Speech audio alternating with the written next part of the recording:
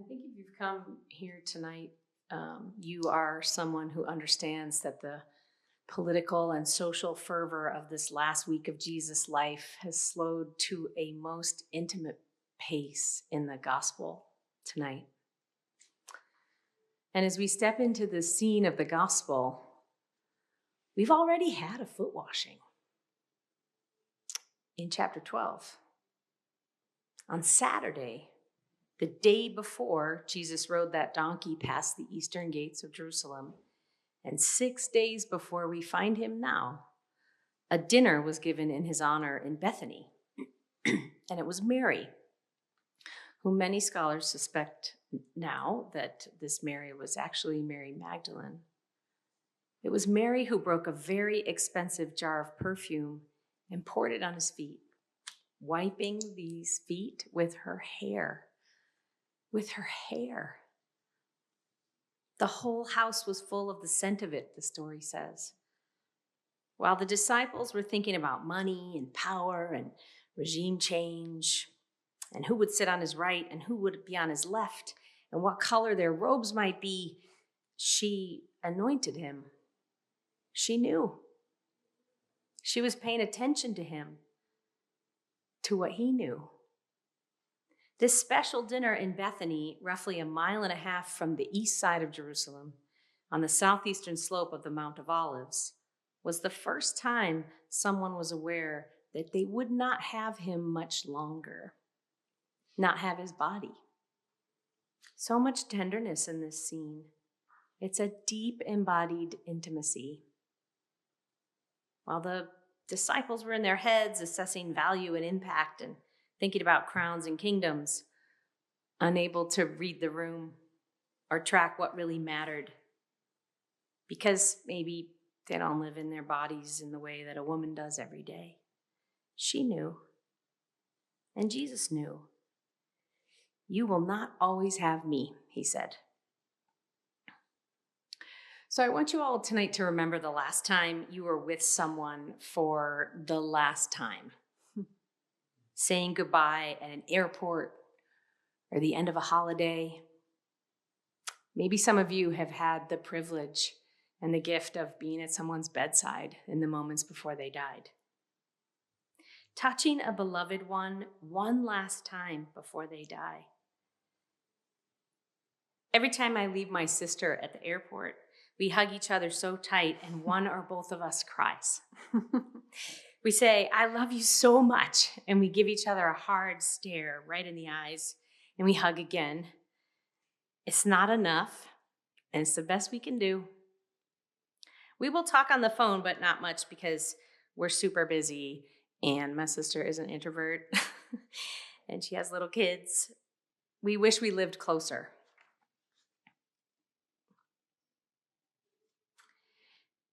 Before my father died, I got to rub his feet. And when I showed up in that last week of his life, he asked me how long I was going to stay. And I said, I'll be here 8 or 9 days. You're going to be so sick of me. And he said, 8 or 9 days? And I said, yeah. And he said, good. I said, do you want me to tell Mom you said that? And he said, no. And I rubbed his feet. I knew there wasn't much time. We are all familiar with the phrase, people will not remember what you said, they will remember how you made them feel. Well, Jesus is about to say a lot here in this gospel. We call the next 5 chapters the farewell discourse because he seems to be really trying to make sure they get the message. But before he says a lot, he does this really weird thing, and it's deeply personal and intimate. And this is not just Jesus showing and serving. He wanted to touch them the way I want to hold on to my sister at the airport, the way I wanted to really honor my father and make him feel good and hold his feet and touch his forehead and hold his hands 4 days before he died. Jesus wants to move his friends tonight from their heads to their feet so he can find their hearts. Stop thinking. Be present. Feel this. Okay, so have I made it weird yet? This foot washing stuff? I hope so, because I think Jesus meant to make it weird. He gets up in the middle of the meal. What? And one by one, he attends to each of them. I don't know if he put a bowl out and sit down here, or he went roundabout. I don't know. Either way, it was weird. At this moment, he's radically challenging social norms, upending social hierarchies and expectations. He's serving them, washing their feet. That's not how it goes in the ancient world. And no one's getting up with a bowl of water and a towel in the middle of the Passover meal. It's just weird. Jesus lowers himself.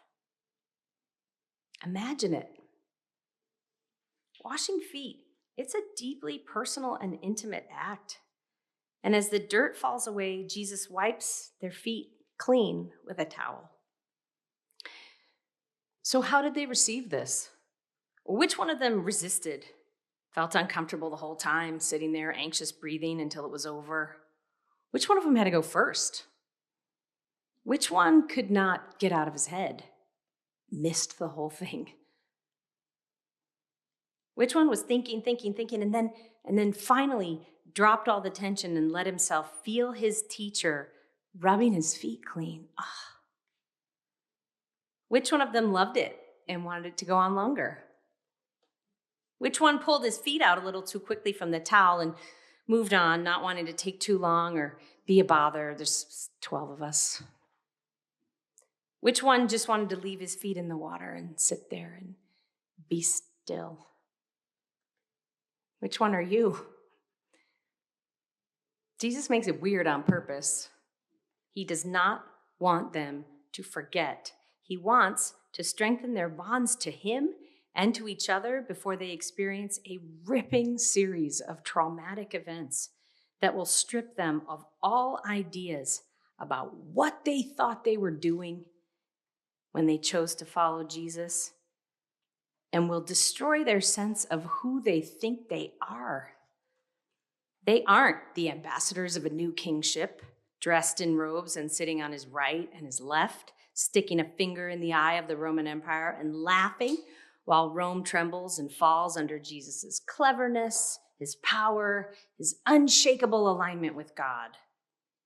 They are, or will be soon, betrayers, deserters, watchers from afar, liars, utterly gutted by their own failure and weakness and infidelity. They will discover in breakdown and through loss of dream and even loss of identity that they are not who they think they are. They will be confused.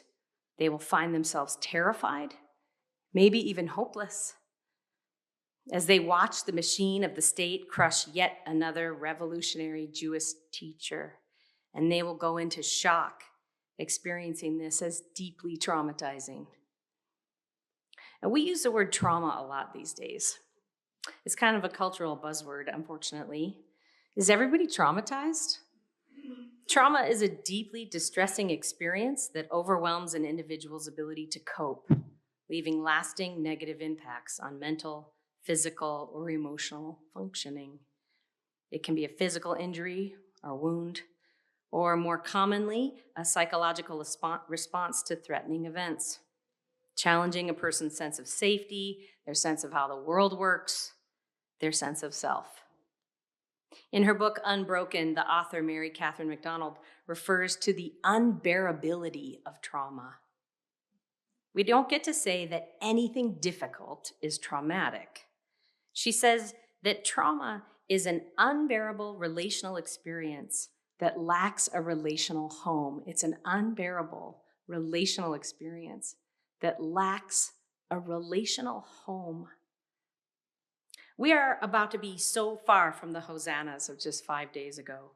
On the cusp of his own arrest and brutal killing, Jesus will build this love, this connection among his clueless, ego-driven, not quite getting it community, prior to the trauma that is about to crash in and shock them into their worst behaviors, leaving them scattered and broken, questioning everything.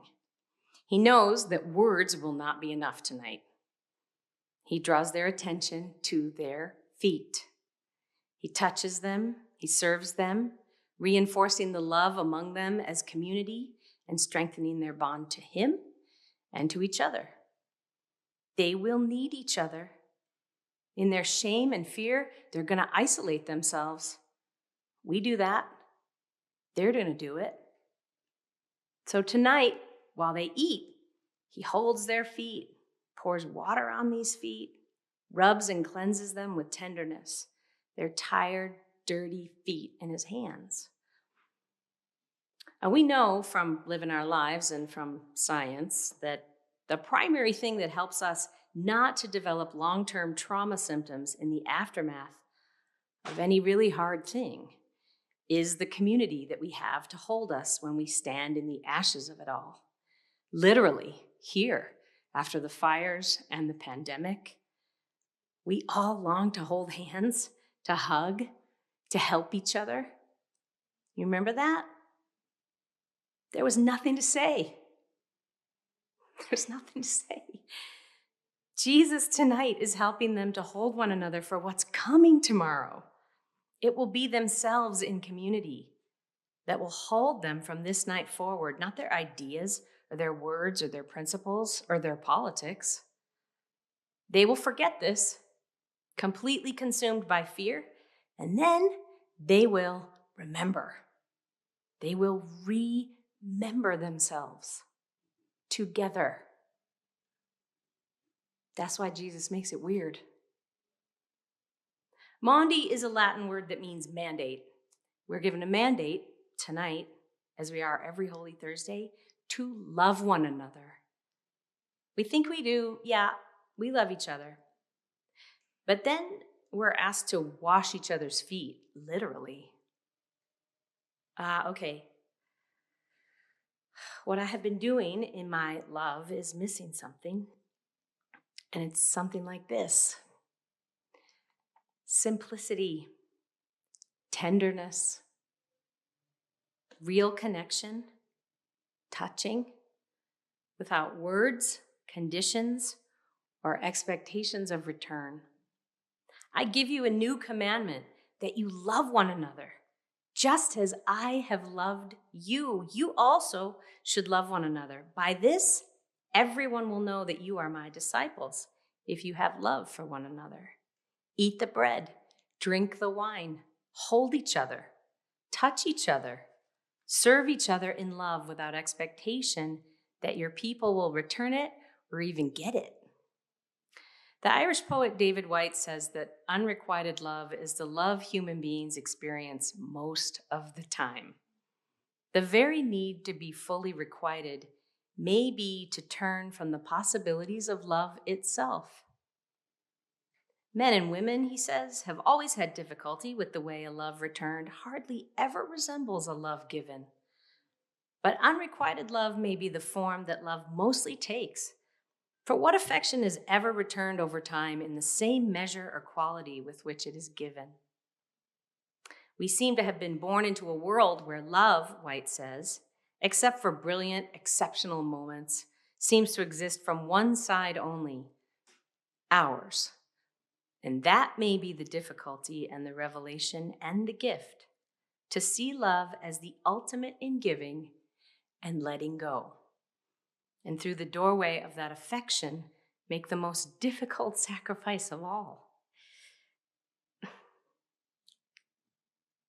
giving away the very thing we want to hold forever. Jesus is about to give away everything for love, to show us what life might be like if we were not afraid, if we understood our own freedom from death in all its forms and functions, even as he, as a human being, might want to hold on to his life as long as he can, just like we all do. In addition to this washing of their feet stuff, though, he will share the Passover meal with them. I said he interrupts it in the middle to wash their feet. And this is a story of protection. The blood of a lamb painted on the threshold will protect you from death, a death that will come to you from the morally bankrupt system of dominance and enslavement that our ancestors endured in Egypt. The Exodus story is one of protection and of threat that began with the policies of Pharaoh, a community traumatized and trying to withstand this threat. This is a trauma story too. It's a story of bondage, deliverance, and liberation. It's their primordial narrative. The story tells them of protection against death and offers them food for the journey. Protection and food. You hold each other. This is how you are protected. And you eat. Protection and food. Makes no mention of substitution, sin, guilt, or some sort of human sacrifice trade for atonement. That's not in there. The point of all this is neither suffering nor substitution. The point is participation in the love of God through service and through a shared life together. We hold bread and eat it. We hold each other tenderly in and with our very bodies, and we wash each other's feet. Jesus isn't doing anything for us in these next 3 days. He is doing something with us and asking for our participation in every moment. Take, bless, break, give, eat, wash, serve, love. Do not be afraid. Love one another as I have loved you, he said. Embodied, active, not passive and dreaming, not thinking. I cannot make any more sense out of triumphant Christians than I can out of conquering servants or warrior babies, writes Reverend Barbara Brown Taylor. If Jesus meant for his followers to rule the world, then why did he teach them to wash feet? Every time we come together to share this meal we'll share tonight, we remember ourselves and know that our lives as followers of this man are a flat contradiction to the normalcy of dominance and entitlement. It is participation with Jesus that we will understand what love really is.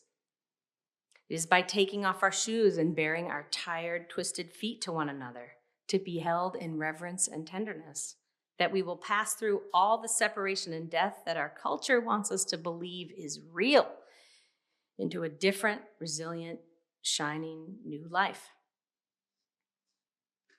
So think about those lingering goodbyes before we start this foot washing, if you wouldn't mind. Saying goodbye to someone you knew you might never see again, at a deathbed or a goodbye party or an airport. What kind of hug did you give that person? What kind of touch did you want? What was the last touch? Did you wait to give just one more squeeze or hug until you had to leave so it would be a good one? Or maybe so it would be clear that this was final? What were you trying to do? What were you trying to communicate that words just could not do? Just feel that.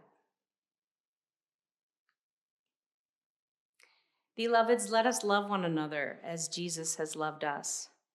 Tonight, let us hold each other and touch each other as if it is the last chance we are ever going to get. It's okay if it's weird or awkward, or you giggle, or you can't relax, or even if you super relax and you just love it, it's all okay. Let us practice for that time when the letting go that comes for all of us, we know not when, actually comes. Because this is how we know who we are. If you wash someone's feet tonight, maybe pretend it's the last thing you ever get to do for them. If you receive, same thing. Let us go through the doorway of this affection and find ourselves willing to give away, as Jesus did this night, the very thing we want to hold on to forever. Amen.